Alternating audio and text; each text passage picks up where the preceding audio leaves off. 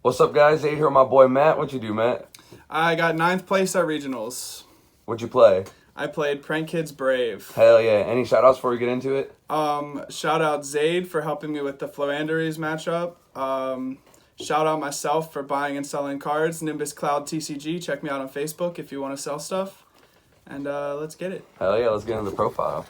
Alright, so first off, the Prank Kids lineup. I'd say this is standard, but a lot of people are only playing 2 of the good ones now. I think you should play 3. Because you can run through the names so fast, and you want to make sure you open one. You only need 1 Roxy's because he's not as important for the Butler. Do you recycle this one with pranks on the end face since you only play 1? Yeah, I always put that back with pranks. And then 4 place, the 3 in the terraforming. Mystic Mine is cool if you want to play it. I'm not playing it though. And then the 1-ofs, you only need 1 Pandemonium now, 1 pranks, and I guess that counts as a prank card. You summon Weather Rocket Ride with this. Those of you who don't know these kids, what they do is when they're used for a link or a fusion of a prank kids, you play another one, and you get to your boss monster Battle Butler. I like that you call them these kids. Yeah, the boys. The one rare too. Shout out the rare drops. Yeah, I know. I need a super. Somebody sell me a super. I'm guessing you didn't miss anything like in this engine here. You probably didn't want a second Pandemonium. No, you don't need a second Pandemonium. It's like you can use it on your turn going first if you draw it, but like it locks you out of Vert and Brave and yeah, all the other good cards in your deck. You only want to use that card on your opponent's turn. And then the Brave engine. I'm assuming most of you know what this does by now, but it puts up a negate, an Omni negate. So called by, I'm counting as a Brave engine because it does the same thing. Your second copy of Griffin. This searches this. This sets up all of these. Foolish is a 4th water enchantress, and yeah, this engine goes really well with prank kids because it blocks you from normal summon effects, which you don't use in the deck. So. And this card's also crazy how you get the negate of Ash, but you don't actually have to negate Ash. You get an Omni negate on top of not getting Ash. Yeah. So what you do, you start with Water Enchantress. You set up your Fateful, and then you summon one of your prank kids. Not that one. You summon one of your prank kids, link it away into Meow, and before you use any of these effects, this will be Chain Link 1 and this will be Chain Link 2, which will protect you from Ash before you even set up any of the negates. So dirty. Because now, if they had the Ash, you played through it, now they have to have a second hand trap that gets Griffined, and then they have to have a third hand trap. Right. It's like, cool, I had to draw 2 cards, you have to draw 3. This engine is disgusting. It's so good. It's like my favorite engine in the game right now. This card is an extender to help you make Verte, and it's also Pot of Greed for some reason. That's fair. One of my games, I think it was against Drytron. This was the one on stream, actually. I literally had 9 cards in hand. That's so dirty. Like, it was ridiculous. And, like, he didn't even let me play on my turn. He was like, yeah, I'm not going to beat that. It's like, this card just lets you draw way too much, and the free extender is really good, too. And then another broken package, which you all probably know by now, is the DPE package.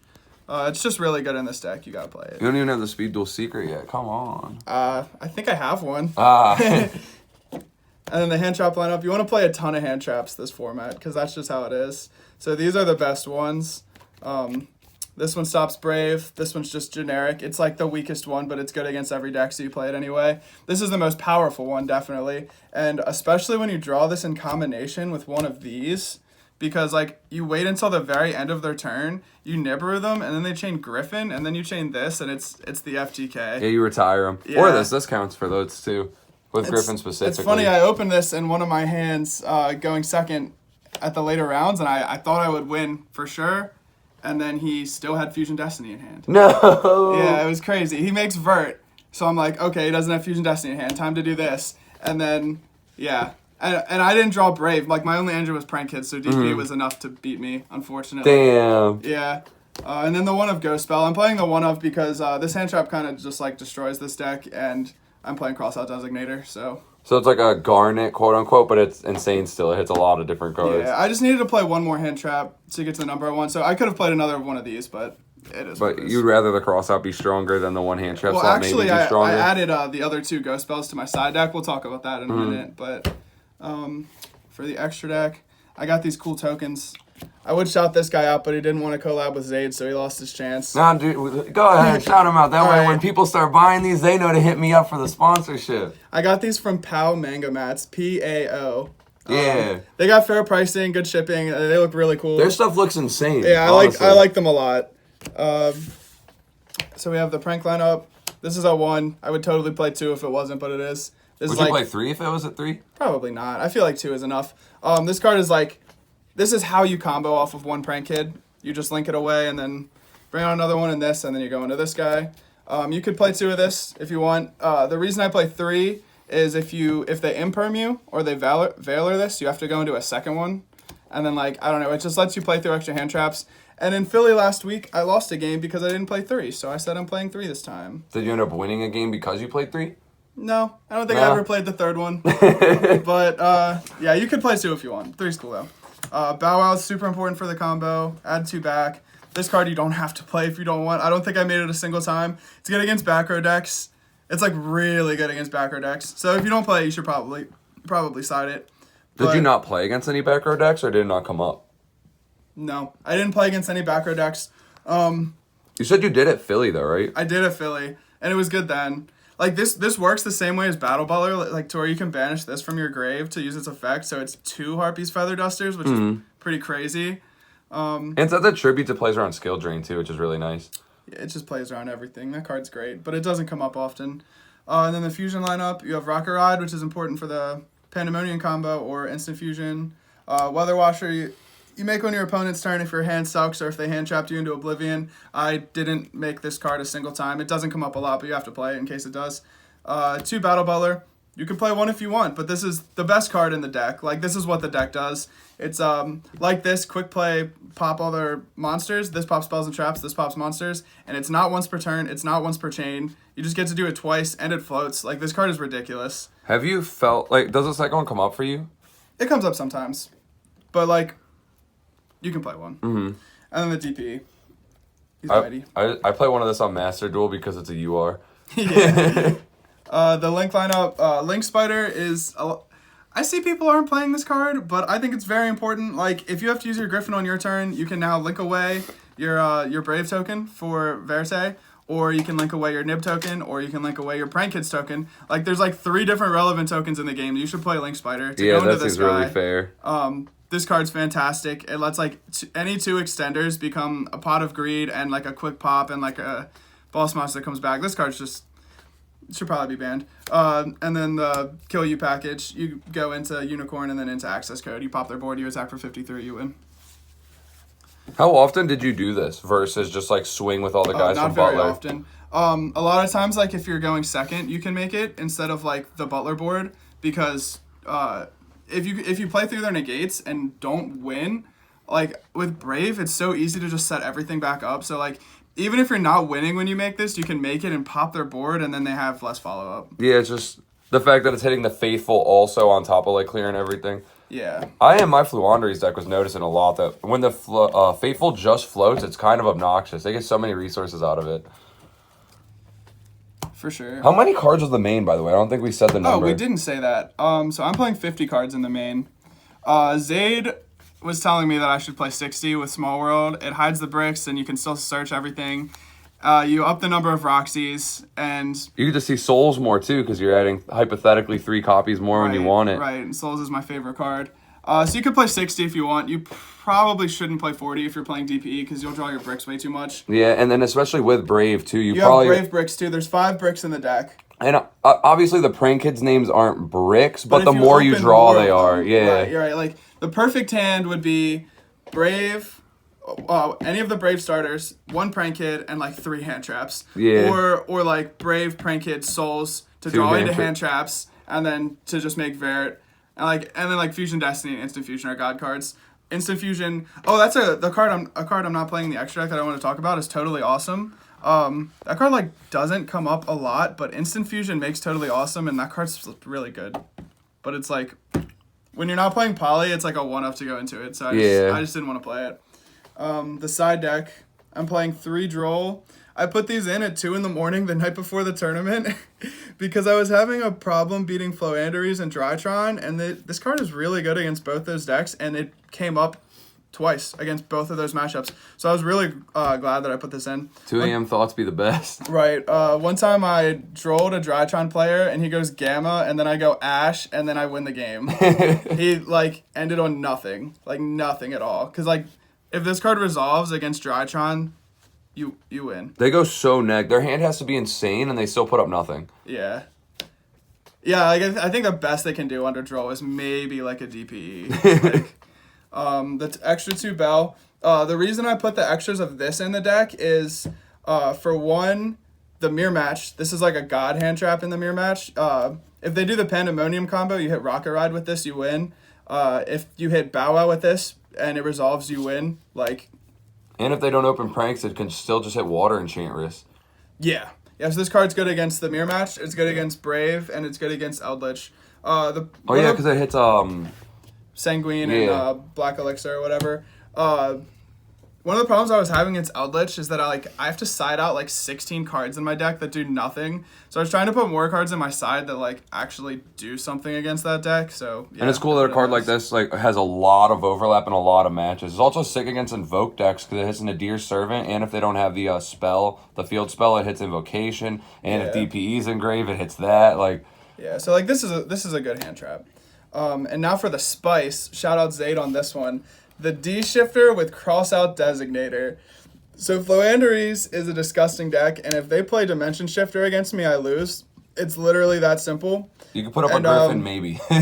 They do this before you put up Griffin, so Griffin doesn't count as an out to this. So you have Called by the Grave. You have a 1-of out to this. So I decided I'm going to side these.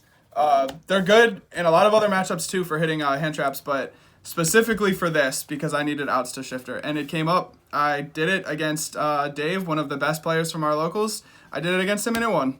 So and the best Floanderies player that was playing in the room. Probably the best one there, yeah. Not there, that was playing. I didn't play that one. That's why he only gets best in the room playing.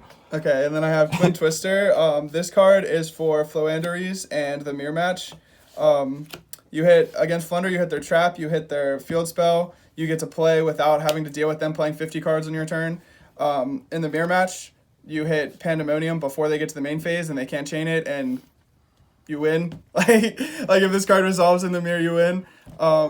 Droplets, which is not really that good this format, I feel like, but you gotta have outs to Scythe, so I'm playing it. I like how a card like this, how it also had overlap in the Eldritch matchup like you were talking about. That's true. That matchup hurts you a little bit, and these aren't in there for it, but they get to overlap for matchups that if you face, it's nice to know that your side is still going to cover them. There is a lot of better cards you could side against Eldritch, but this card does do things. Yeah, against other meta-relevant matchups. They chain a Floodgate like Gozen or Skill Drain, and you chain this, and then it helps a lot. But evenly would be way better or something. And on the crossouts, do you side these 3 going in first every time, no matter what? Every time. I know I said it's mainly for this, but regardless, I just put these in going first every time. Yeah. Because it's another Brave card, and even paired with Brave cards, as an example, let's say they open the Nibiru Imperm thing that I was talking about, where they just win. So they Nibiru you, and you can chain Griffin, and then they chain your Veiler, and you're cross out, and you just turned a game state where you were definitely going to lose into one where you're now definitely going to win. Yeah, it's kind of insane. Yeah. I love that card as a going first card right now in decks like yours where your engine puts up a board that can't be beat. And fair decks, I'd rather this be a Floodgate slot because you kind of want to have blowouts. But when your deck is a blowout, this lets you not get blown out by their hand traps, and it's so strong. Were there any other hand traps you wish you had 1-ups for? I don't think you lose to Lancia or anything, but was there anything that would have been nice to have access to crossing out or not? I don't think there's anything that came up like that. A thing I was doing was putting in 1 Twin Twister when I'm going first. I stopped doing that, but I was doing it for a while. The reason I stopped doing it is because at the end of your turn, you can't set cross out because they're not going to do the Nibiru thing until the end of your turn. Mm-hmm. So then if they don't do it, you just have to end. And you have to hold this in hand just in case they do it. So yeah, if they Twin Twister you and out your Griffin, it just is what it is. You don't get that game. That's just a game you lose. Yeah. All right, so do you want to talk about some of my matchups real fast? Yeah, I'm down. Okay, so I wrote them all down here. Round 1, I played against Time Thieves.